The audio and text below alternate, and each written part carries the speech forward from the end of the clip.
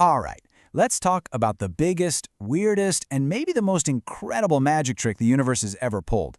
And the crazy part? It's happening at the very heart of reality itself. So, you ready? Let's dive in. So let me ask you something. What if you, yes, you, could be in two places at the exact same time? Sounds like something out of a movie, right? But believe it or not, for the tiny little particles that build our entire world, it's just another Tuesday. And we figured this out thanks to a really simple but mind-blowingly weird experiment. Okay, so before we get to the main event, the real magic show, we've got to set the stage a little.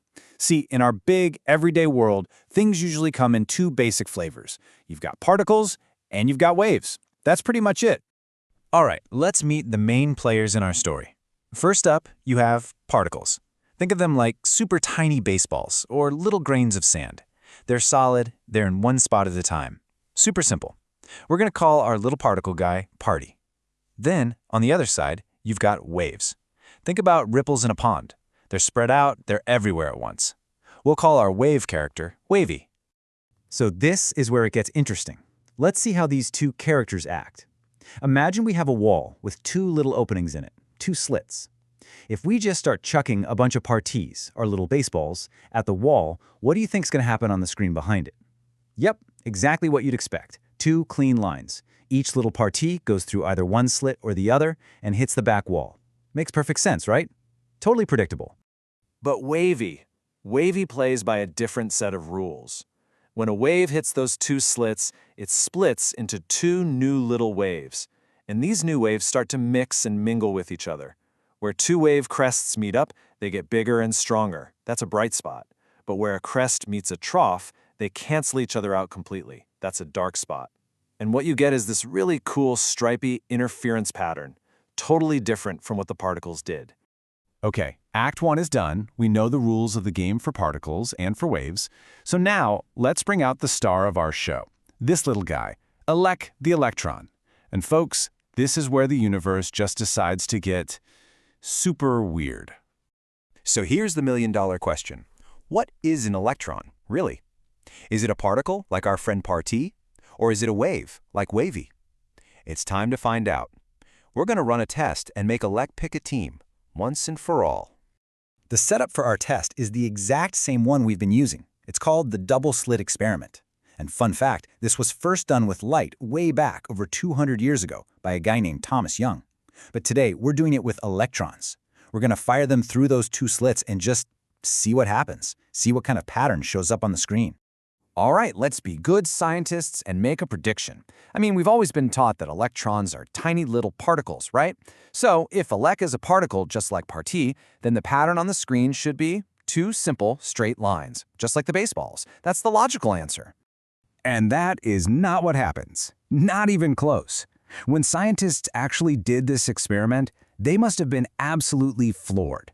Because instead of those two simple lines, they got this. The interference pattern, the exact same pattern that only a wave should be able to make. What in the world is going on? A particle is acting like a wave. Okay, so this result just blows the drawers wide open with questions. How can a bunch of particles create a wave pattern? I mean, maybe they're just bumping into each other on the way and that's making this weird pattern. It's a fair guess. And you know what? Physicists thought of that too. And what they did next, well, it takes us even deeper down the rabbit hole. So how do we solve that problem? How do we make absolutely sure the electrons aren't bumping into each other? Easy. We just turn down our electron gun so low that we're only firing one single electron at a time. Just one. There's no way it can interfere with another electron if it's the only one in there, right? So now what happens? Okay, so we fire the first one, and ping! It lands on the screen as a single tiny dot. A distinct point. Haha, see? It is a particle. It arrives in one place, just like Party the baseball. Mystery solved, right? Not so fast. Let's keep it going. We fire another electron. Ping! Another dot appears. And another. Ping! We just let it run for a while, letting thousands and thousands of these single particle-like dots build up on the screen. And as they do, you start to see something. A ghostly pattern is starting to emerge from all that randomness. And there it is, the absolute heart of the mystery.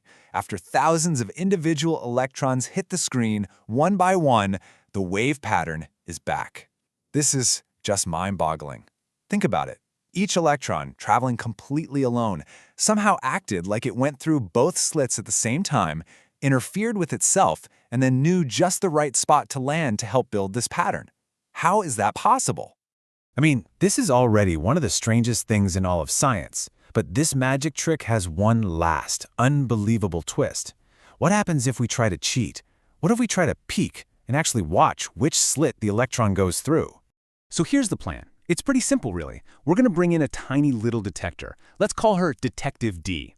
And we'll place her right at the slits. Her only job is to do some spying and tell us, hey, that electron went through the left slit, or that one went through the right. With this, we're finally going to solve the mystery and catch a lek in the act. But it turns out the universe really doesn't like being spied on, because the very instant we turn on our little detector to see which path the electron takes, poof, the interference pattern completely disappears. And instead, what do we get? Two simple lines. Exactly what we expected from a particle all along. The very act of looking broke the magic. So let's just let that sink in for a second. The behavior of the electron literally changes depending on whether or not we are watching it. When we don't look, it acts like a wave, going through both slits at once. But the moment we do look, we force it to pick a side and act like a boring old particle. So, what does this all mean? This is the universe's greatest magic trick, laid bare. It's a phenomenon that seems completely impossible to explain with our everyday logic, but it's what led scientists to some of the most profound, world-changing ideas about reality itself. The first big idea is something called wave-particle duality, and it's exactly what it sounds like. Tiny things like electrons, they aren't just particles, and they aren't just waves. They are somehow both, all at the same time. And which one you get to see, well, that depends entirely on how you decide to look at it. And that leads to an even weirder, cooler idea. Superposition. Here's what it means. Before we measure it, the electron isn't really in any single place. It exists as a wave of all possibilities, kind of like a cloud of potential outcomes. So in that moment before we look, it really is going through the left slit and the right slit, and both and neither all at once. Now, this is super important. When we say observing or looking, what do we actually mean? It has nothing to do with a person's consciousness or some kind of mystical power. In quantum physics, observation just means any physical interaction. To see which slit the electron went through, our little detector had to, poke it somehow. Maybe by bouncing a single particle of light, a photon, off of it. And that tiny little interaction is enough to force the electron to snap out of its wave of possibilities and pick one single definite state. That's what physicists call collapsing the wave function. I know that was a lot to wrap your head around. So let's try to boil this incredible, mind-bending experiment down into 5 key takeaways. These are like the fundamental keys to unlocking the reality of the quantum world. All right, here are your 5 big takeaways. Number 1, the quantum world is just plain weird. Things can be both waves and particles. Number 2, when you're not looking, a particle can be in many places at once. That's superposition. Number 3, even when you send particles one by one, they still interfere with themselves. Number 4, the very act of measuring which path a particle takes completely changes the outcome. And finally, number 5, you can see its wave-like behavior, or you can see its particle-like path, but you can never, ever see both at the same time. You know, the brilliant physicist Richard Feynman once said that this one experiment contains, and I'm quoting here, the only mystery of quantum mechanics. He believed that if you could really wrap your head around the weirdness of the double-slit experiment, you've basically understood the very heart of the quantum world. And so, that leaves us with one final, giant, thought-provoking question. If the very fabric of our universe, at its smallest, most fundamental level, changes its behavior simply because it's being watched, what does that tell us about the line between us, the observer, and the universe we're observing?